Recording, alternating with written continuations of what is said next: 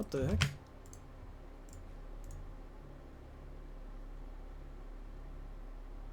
Oh. Yeah, there's a file corruption here, actually. We can't load one of these replays. Uh-oh. I wonder what can be done about this. Maybe I'll download it again. It might have just been on my side. See if that fixes things.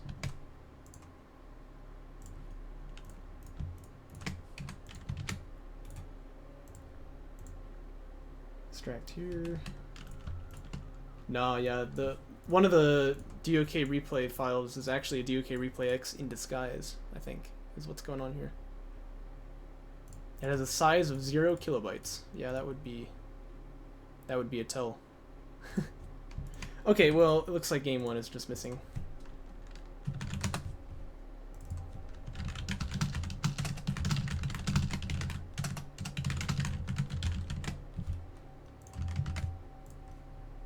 Oh well, we'll go ahead and cast the Boneyard, and then we'll be able to extrapolate like what the score was by just looking at Battlefy afterward. Hey everyone, welcome back to Jaraci Cup 9. Continuing coverage of the group stage, we turn to Houston versus NoFun. We cast a couple games of NoFun just recently against Marple Frolic, and now he's up against Houston here. But this is actually game 2. There was a bit of a file problem. I think one of the files was like corrupted, or the replay didn't save properly. But yeah, unfortunately we're only going to be able to watch game 2, but we'll check out on Battlefy to see what the score was after.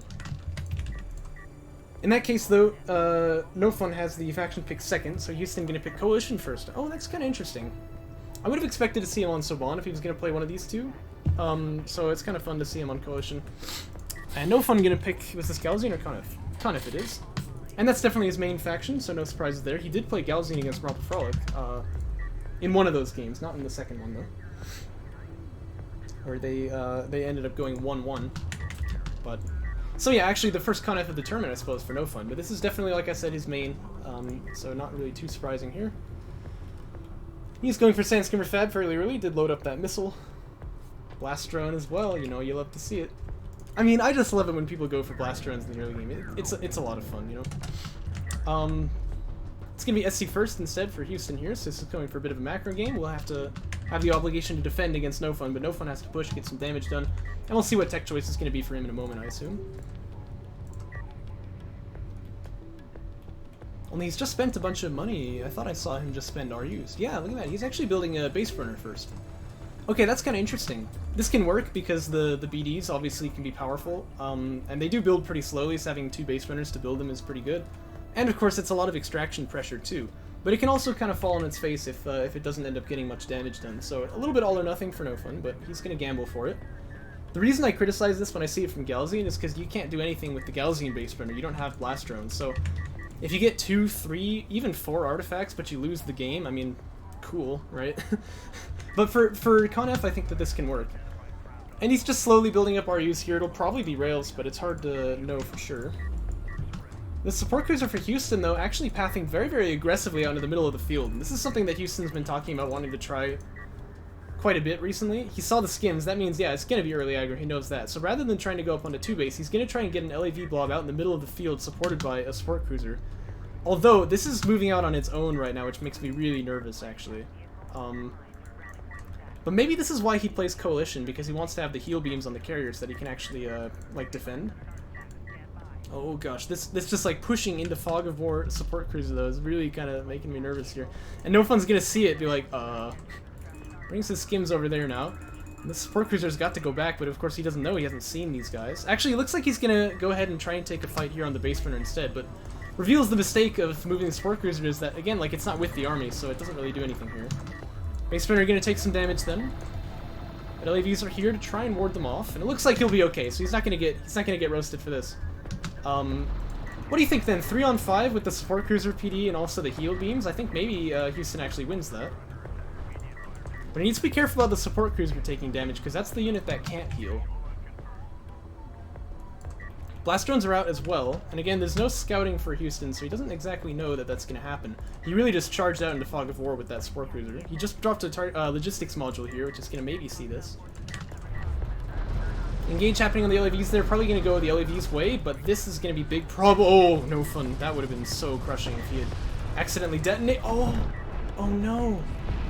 He missed the detonation on the BDs there because one of them got killed by the carrier before it was able to go off there. So no salvagers being killed for Houston here. He'll just put on the heal beams, I expect, and heal those guys up. And he does win the trades with the support cruiser because obviously, well, he's got a support cruiser, I guess. What else can you say?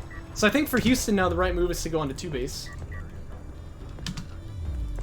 Didn't lose any salvagers here. He's still got a guy idle who he pulled off the line, but you can excuse that. The reason he did that was to try and keep him alive. Fighter and gunship teching out, I like that, but I really think he needs to go on to 2 base now. 1 base fighter and gunship probably not going to be very strong. 2 base fighter and gunship though, very good, because his opponent has to go like ref mode, which he hasn't even gotten started. But it looks like he really wants to bring the fight to the Con F here. Bring that support cruiser up front line and try and stop his opponent from getting anything done there. Railfab was done, by the way, for NoFun, so that's an assault rail coming out now. Very good unit. Basically going to try to use this to stall by a bit of time against the LAVs there, but he can build more, like a second PC probably is what he's looking at here. The thing is, he wants to get ref mode first, but can he? I'm not sure, because Houston is putting a lot of pressure on here with these LAVs. Well, as I say that, he's starting to back down a little bit here, but I think he doesn't want to, though. He wants to actually just be up there in that front line. And the assault railgun can't just get free damage on him like he normally would, because obviously that support cruiser will heal it up, so... Interesting game here. Like I said, Houston's been talking about this strat for a while with me. He's been trying to refine it, so this is, I think, the first time we've seen it. Probe maybe going to get a little toasted by the space runner. Nope, doesn't take any damage. He sees rail tech, nothing else. But no PC. That's the really relevant info here. Fighter and gunship, it's done. Assault pack teching for Houston, that's fine, but he's gonna... Yeah, he has the money to double queue strike fighters. That's kind of impressive. I didn't think he would. Look how he sends like one guy out here as like the sacrificial lamb to try to trigger the BD. That's actually really smart play, I think. But he needs to be careful again, because if that support cruiser takes damage, it will not heal it up. Unless he builds another one, but that would be a little bit extra, I think. Assault pack done, though. That means a lot of safety against BDs. But you never know. They may not even go into this main fight at all. Okay, no, here they are. Now, this is going to be a lot of damage on the SC2 if he uses them, but it's... Well, actually, it's the money investment of an SC, so it'd be worth it to kill it. But this support cruiser a little bit too far forward here, it looks like. Uh-oh, uh-oh. BDs are in the line. Ooh, they're going to do big damage there. Yikers. Absolutely chunking. And, you know, he almost, like, trades out... Well, he's got a lot of hit point bars low, I guess, but he's not actually going to get any kills. So he does not trade out even here. But, like, definitely, even if he had, it's not worth it, because that support cruiser going down kind of takes the wind out of his sails here. But he does have air, so he's got something going for him. Not spending, though. He needs to spend his money, but he'll probably get to that in a moment. Oh, gosh. We'll see, we'll see. He does have that one artifact out as well, but NoFun is going to move out across the field and look to bring the scoreline to 4-1 here. Anti-air turret post. Huh. Don't know about that. Yeah, Houston maybe just a bit flustered. He's not building anything. He's only just now starting to launch some strike fighters out, so... He's not even, you know, he's not queued anymore up. He doesn't have any army. This is probably looking like a win for NoFun, to be honest. Although I don't want to call it too early. It's been a funky game so far. Funky things could continue.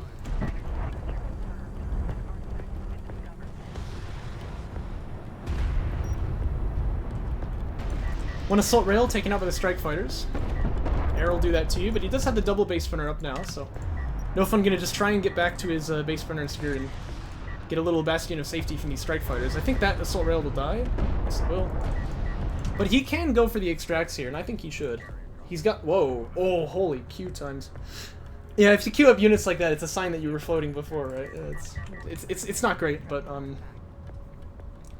This game, though, like I said, looking not good for Houston, but it isn't over yet. He could still pull this one through. He needs to get strike superiority, though. That's why he's building all these LAVs. But it's going to be really, really important when the BDs show up, he doesn't die to them. And I think armor would actually be really big because... Remember, blast drones actually, they do 650 damage, but they have 20 packets, so they're not good against armored targets. Uh-oh, this is not what he wants to do, though. Yeah, LAV's out of position here. Obviously, these two BDs are looking for that eco. They want to get the hit. Maybe he can, like, throw a guy into the BDs and, like, get them to pop early, but it's not looking good so far. He's actually just going to go for the RU selves with it. Skim's going to trade out on the you guys, manages to get 3-4 of them. Which is pretty big damage. But, you know, silver lining to this cloud, he is going to kill Skims here, but the thing is, with the... By the way, ref mode is done, but with the artifacts coming out here, bringing the scoreline to 4-1, NoFun you know, he's on artifact point, obviously, so if Houston loses field control for this much time again, he'll lose the game. Next time he brings those LAVs out here, he can't bring them back home, if you want to think of it that way. And if that were true, he would have lost the whole eco. So this is, not good. I'll just say that. It's not good. I do like the choice of error, though, because it feels like a way to sort of stop his opponent from, you know, just dunking him with getting some field control and then extracting artifacts out. That seems like a smart move to me. And NoFun has gotten anti-air now, though. He has missile ships, 2 of them being produced, one of them actually just finishing. One of my favorite units. I just love that direct fire barrage. I'm a real sucker for that stuff. Houston must be careful with these LAVs, though. He doesn't have that many. He would lose this trade. Oh my gosh. I looked at my microphone. It's got like a red dot on like the mute button, which means that it's not muted, but I was like... have I been talking into the abyss this whole time and nobody on stream chat told me?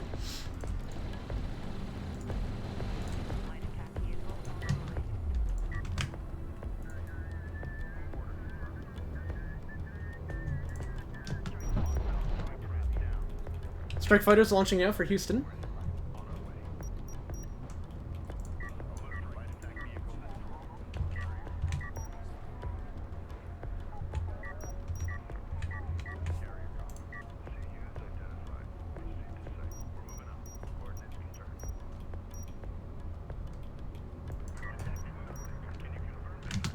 Strike fighters going for a hit on the main base, as you can see. This is actually pretty smart, because obviously missile batteries are out there with the army, but he can maybe get some damage done here. There's 2 base runners, but like, that's not really enough AA to stop them from poking, so... It can ward off an area, but not an area like this, right? I mean, the strike fighters will come in and just pick salves off like that. Good trade for NoFun here on the skims, though, although he's actually got half of them over the dunes, so a little bit awkward on the positioning there, but he does manage to capitalize. And Houston, I'm not sure what he's been building now, but he doesn't seem to have any money. So, I don't know. He hasn't got any army, but he hasn't got any money either. I guess maybe he really did just kind of run out. I mean, to be fair, NoFun is on 3 base almost, right? No, he just is on 3 base. So he will be getting money a lot faster, and 2 strike fighters go down. Yeah, Houston's gonna surrender there. Because, like, on 1 base economy, right, losing 2 strike fighters like that is a really big deal. And you know what's gonna happen next is the blast drones, or... Yeah, they might as well just be blast drones, right? No, the base runners are gonna go and pick up this artifact and try and carry it out. Yeah, I guess Houston just figured he doesn't got really a chance of getting field control back. Too many bad trades. He's gonna GG out, and NoFun will take this game. If I go into the battle fight page just to check what the score was, because obviously one of these replays is missing.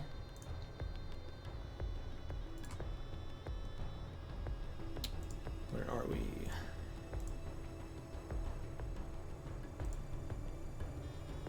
Looks like NoFun 2-0 Houston. So. Yeah, so he did win game 1 as well. It's really a pity we can't watch the replay. Like I said, something like I think the replay didn't save or whatever because it has a DOK replay file and a DOK replay X, but the DOK replay file is 0 kilobytes. So I think maybe it just didn't save, but that is a-okay. And NoFun gonna be happy to take a 2-0 in this series. And I suppose we will move on to the last series, I believe, from the group stage. Let me verify that real quick.